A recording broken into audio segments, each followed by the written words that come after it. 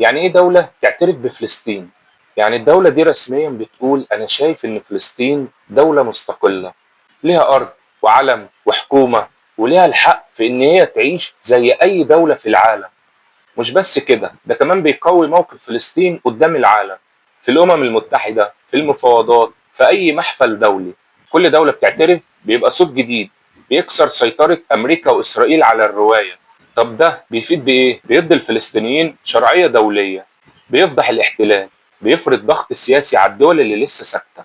بس في دول بتقول لك احنا مع فلسطين بس مش راضيين يكتبوا اعتراف رسمي. ليه؟ لانهم خايفين من غضب امريكا وتهديدات اسرائيل.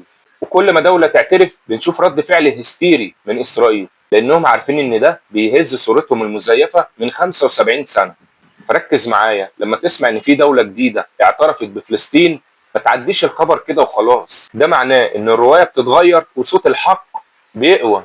احنا دورنا نكمل ضغط وما نسكتش، ننشر، نوعي، نفضح الكذاب، وندافع عن الحق.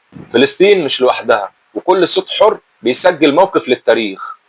سلام.